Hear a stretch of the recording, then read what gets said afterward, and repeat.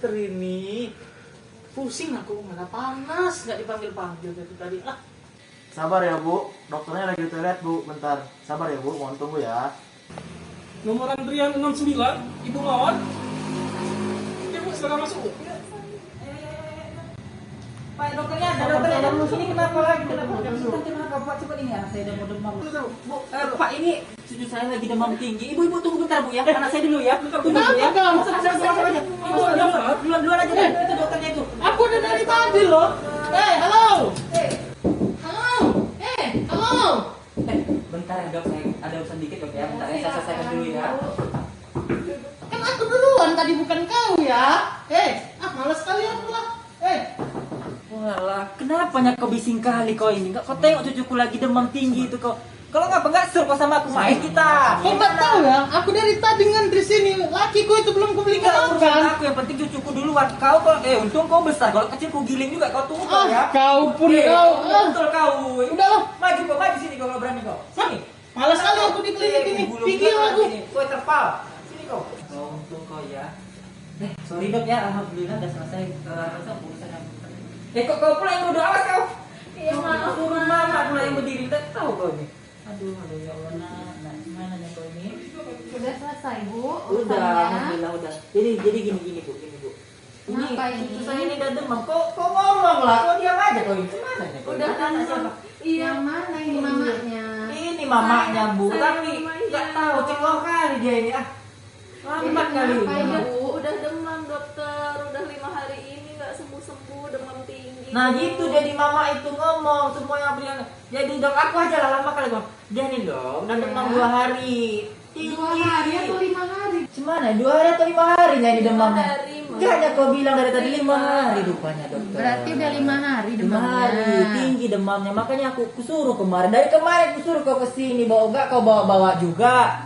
Cumananya kau jadi menantu tak bisa, masak tak bisa, semua tak bisa. Kalau boleh ada dokter stok menantu lagi dok. Oh ada Bu, ada boleh Bu kalau itu. Kalau gini kan, untung dah lahir cucuku nih ya Allah. Kalau enggak nggak pengen bilang lah aku. Jadi cuman Sabar dok. Bu, sabar ya. Iya dok. Jadi ini naik saya tanya. kolesterol awak akhirnya dok. Saya tanya dulu ya, pelan-pelan ya. Ini demamnya udah 5 hari. Iya dong. Nah, jadi habis itu apalagi keluhan yang lainnya ini? Siapa nama anaknya ini? Steven dokter. Nah, jadi apalagi keluhan si Steven selain demam, Bu? Mual juga dok, nggak mau makan jadinya. Sampai muntah-muntah. Iya dokter gini, tak pandai dia masak kan, makanya Stephen tak mau makan. Oh. Ya kan, nggak pandai kau masak kan? Kau bilang belum sama dokter nggak pandai kau kan? Kau jawab kalau aku ngomong. Sabar Bu, jangan dimarahi menantunya Bu. Ini Bu, udah aku tanya tak menjawab. Nggak gitu mah. Dia Gini. lagi sakit. Sekarang menjawab aja kerja kau. Cumananya kau ini kan ada, tolong ada dok dulu, saya sakit kepala aku nih dok, kan naik kolesterol aku lagi. Ayolah kita periksa dulu Gimana ya ke nih, tempat aduh. tidur dulu yuk. Kita Kau periksa. bawa kan dulu. di cepat, udah capek aku lihat kau ini. Pada kau nanti ku gantikan udah lah ya. Perawat saya mana ya?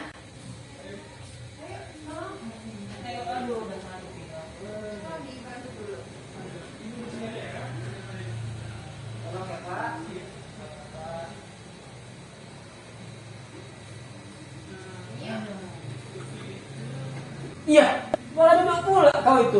Itu kau damping anak kau. Alah kau ini buatnya aja yang pandai, ngurus tak pandai. Semana ya lah aku punya menantu kayak gini ya. Kalian pikir aja lah ini udah. Kalau maaf ya dok ya, agak naik kolesterol saya memang dok. Suka kayak gini memang. Berapa tensinya? 90/50. Bentar ya, kita periksa. Apa yang sakit, Steven? Perutnya sakit. Sama dadanya. Dadanya kenapa? Pas mual. Mual. Muntah.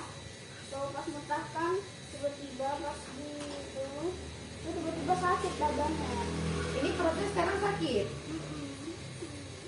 Wah, ini udah 5 hari ya, Bu, demamnya? Iya dokter. Kenapa baru sekarang dibawa? Sebelumnya saya pikir nggak kenapa-napa. Biasa kan anak-anak sering demam gitu dok. Itulah dok, emang tumbung dia tuh dok. Aku suruh dari kemarin nggak mau dia datang lagi. Telah. Jadi, Kenapa anak saya dok? jadi ini udah dibawa berobat kemana ini, Belum Bu? ada dokter, baru minum obat warung buat turun panas. Waduh, ini udah dingin ini. Nah kan dok, aku Biar bilang apa awet dok? ini. Itu lah nggak tolong dok, ini cuma tolong lah tuh dok. Lepukkan aja pala ya dok. Mari Bu, biar saya jelaskan mengenai penyakit anaknya. Itulah kau dengar baik-baik ini. Iya Bu. Kamu jawab aja kerja kau ya. Aduh, makan hati aku nih mantu kayak kau ini memang. Lah, jadi gimana dok? Cucu saya tadi dok? Jadi Bu, ini sakit anak dan cucu ibu itu demam berdarah. Kalau saya lihat dari gejalanya, ini mengarah ke demam berdarah. Astagfirullah. Emang demam berdarah itu sebabnya apa, Dok? Nah, jadi gini ya Bu, saya terangkan sedikit. Demam berdarah itu bisa dikatakan penyakit infeksi yang disebabkan oleh virus dengue. Nah, Ibu tahu virus dengue itu ditularkan dari mana? Tak tahu aku bu. Inilah deh jorok kali deh di rumahnya pula. Dari Gimana? mana memang, Dok? Nah, itu biasanya ditularkan lewat gigitan nyamuk Aedes aegypti. Nah, jadi di dalam tubuh nyamuk itu ada virusnya. Jadi itulah yang menyebabkan sakit pada cucu ibu. Jadi karena anak saya digigit nyamuk gitu, Dok, jadi langsung sakit ini. Iya. Biasanya gejalanya apa itu, Dok? Nah, ini Bu. Ini Ibu rumahnya gimana ini? Jangan-jangan rumahnya nggak bersih ya? Gini ya bu dokter ya. Mama bawa sebelum nanti ya. Memang menantu awak ini dah bilang bersihkan rumahmu. Udah banyak kali bu. Kusuruh pakai kelambu tak mau dia. Ah, tidak tahu lah bu. Tolonglah ibu kasih tahu dia ini. Agak lama memang cerna otak, agak lemot dia ini memang bu. Ah, kalau awak yang masih tahu mau dididih darah awak nanti bu. Awak kepret juga nanti bu. Tuh, dengarin dokter ngomong apa.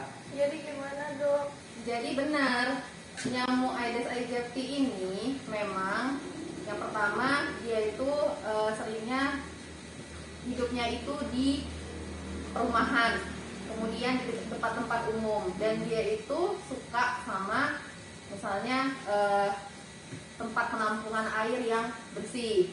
Nah, nanti telurnya itu akan istilahnya dia meletakkan telurnya di situ, di tempat penampungan air yang bersih. Nah, Yang itu jernih. dok. Bak Nah, mandinya aja dok. Awak yang bersihkan dok. Nggak ada otaknya memang menantu satu ini memang. Sakit kalau awak memang. Nah, Betul lah. setiap 1 minggu sekali seharusnya bak air itu dibersihkan. Karena apa? Nanti telur nyamuk itu dia berubah menjadi nyamuk dewasanya itu biasanya sekitar 7 hari sampai 10 hari. Makanya kita harus menguras, membersihkan bak mandi minimal 7 hari atau seminggu sekali. Kau dengar itu, makanya jangan bercakap-cakap aja kau. Kemudian dia suka tuh di gantungan-gantungan pakaian yang di belakang pintu. Nah, jadi harap lingkungannya juga ya diperhatikan, ventilasinya bagus. Di sini kan ya, siapa itu? Nggak tahu orang lagi bercakap. Ini nggak jangan dok. Iya. Iya, memang kok susah kali memang. Iya, banyak pasien saya Bu di luar Bu. Iya, tapi panas ya bu. Gak ada AC ya pak? Katanya banyak pasien ibu. Ini cuma maaf bu, canda ya bu. Jadi ibu apa tadi yang mau ditanya lagi? Gejala-gejalanya tuh apa aja, Dok, biasanya kalau demam berdarah? Nah, jadi kalau demam berdarah ini ada gejalanya yang pertama fase demam. Nah, demamnya itu tinggi, mendadak tinggi, terus menerus dia demam. Nanti disertai juga keluhan lain seperti sakit-sakit sendinya, sakit-sakit ototnya, sakit kepalanya. Ada nggak si Stephen keluhannya seperti itu, Ibu? Kayaknya sih gitu juga. Besar sikit suaramu. alah. Iya, Ma. Tak dengar dokter.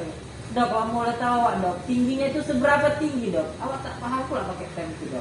Nah, kalau kita ukur pakai temperatur ini, biasanya kalau virus itu di atas 39. Tinggi sekali, bisa sampai 40. Kemarin hampir 41 dia dok. Nah. Apa-apanya tuh dok?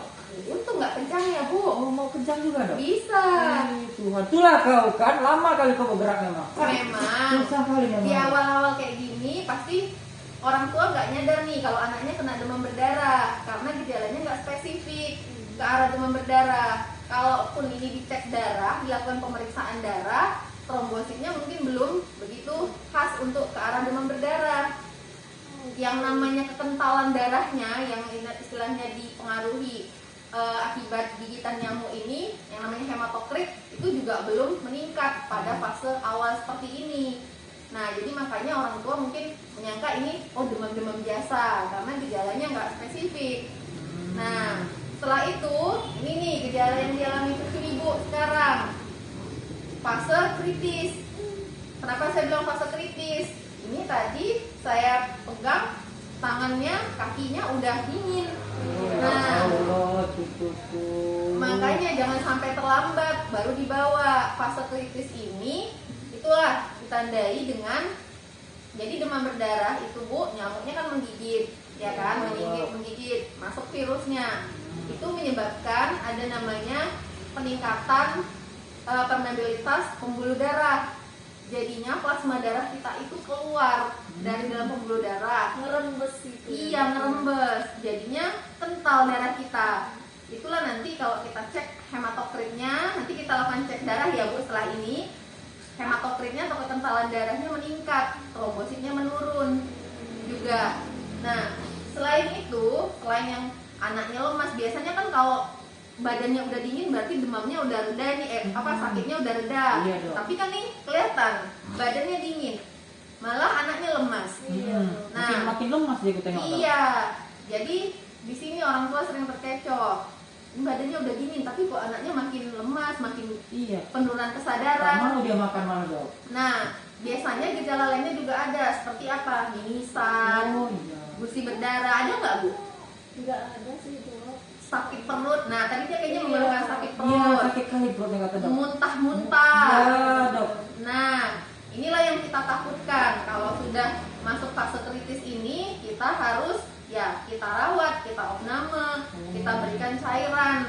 Namanya juga biasa fase kritis ini dia di hari ke-4 sampai hari ke-6 demam. Jadi tadi kan saya tanya udah hari ke-5 Iya. demamnya, baru dibawa berobat. Iya, itulah dia Bu. Udah kepaksa-paksa udah. Ih. Nah, sedikit saya sambung, nanti biasa setelah itu baru masuklah ke fase pemulihan atau penyembuhan. Itu biasanya tandanya trombositnya sudah mulai naik, kekentalan darahnya atau hematokritnya sudah mulai menurun, demamnya juga tidak ada lagi, anak sudah mulai mau makan. Nah, itulah tanda fase pemulihannya. Jadi kalau anak saya ini gimana ya Dok, selanjutnya obatnya gimana itu Dok? Ada nggak Dok? Jadi Bu, sebenarnya untuk demam berdarah ini belum ada obat atau antivirus. Ini kan virus nih penyebabnya yang spesifik. Nah, jadi kita pengobatannya adalah dengan pemberian cairan, menjaga kecukupan cairan, dan obat yang sesuai dengan gejala yang muncul atau simptomatik. Kalau misalnya dia ada demam lagi, kita berikan obat demam.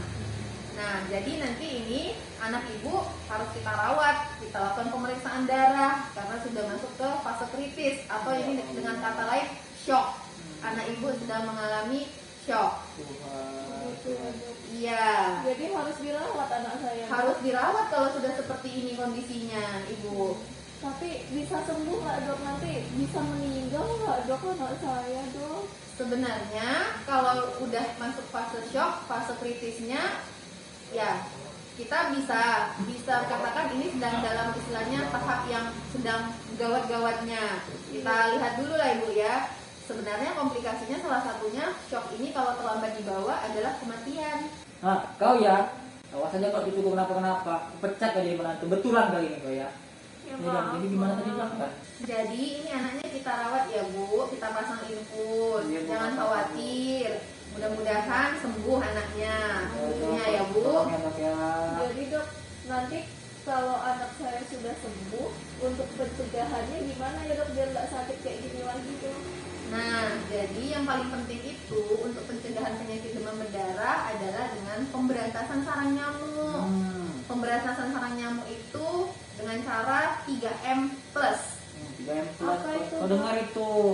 Iya, Mak. 3M. Yang pertama adalah menguras. Jadi bak mandi yang ada di rumah itu ibu, tadi saya kan sudah jelaskan di awal. Perubahan dari telur nyamuk itu sehingga dia menjadi nanti nyamuk dewasa itu kan 7-10 hari. Jadi minimal seminggu sekali harus dikuras. Nah, yang kedua apalagi mengubur rapat-rapat tempat-tempat penampungan air yang misalnya ada kaleng bekas, kemudian ada vas bunga yang udah nggak dipakai lagi, yang ada genangan airnya, itu ditutup rapat-rapat. Yang ketiga, memanfaatkan ulang atau daur ulang, manfaatkan kembali atau daur ulang bahan-bahan yang bisa kemungkinan menjadi tempat perkembangbiakan nyamuk. Kalau memang tidak bisa dibuang atau dibakar. Plus pencegahan yang lainnya. Tadi itu kan neneknya si Steven udah bilang nggak pakai kelambu. Nah, jadi plusnya itu pencegahannya pemakaian kelambu waktu tidur, pakai lotion anti nyamuk yang lainnya. Topel itu dok ya? Iya, itu jangan sebut merek dong. Oh iya dok, maaf ya dok ya. Kemudian bisa juga yaitu tadi jaga kebersihan, jangan ada baju-baju yang tergantung di belakang pintu, ventilasi atau cahayanya yang cukup di rumah. Kemudian bisa juga tuh kalau tempat penampungan air yang nggak begitu agak sulit dibersihkan, ditaburkan bubuk larvasida namanya. Nah, itu pencegahannya biar tidak terkena demam berdarah. Nah, kau dengar baik-baik apa kata dokter itu, dan sampai aku dari tadi pepet aja. Kalau nggak cucuku ini kenapa, nggak mungkin kau repetin. Dengar itu? Iya, Nah, itulah jawab orang ngomong. Enggak, jika orang ngomong nggak menjawab, kepala jadinya. Maaf ya dok ya, itu saya memang agak tensian saya. Sabar ya Bu.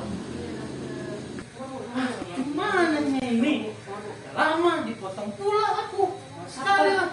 Ini lagi, pinjam money lagi, ngapain dia masuk lagi? sabar. Kenapa rupanya kau tak senang rupanya? Aku udah bilang masuk. Tahu ya, tenang aja kau potong-potong aku ya. Ini Udah kenapa gaji rupanya? suami aku dipotong. Kenapa rupanya? Kau potong pula antrian aku. Pisahin dulu aku nih. Kau Sekarang ini senang kau mau, gak senang kau Pisahin sama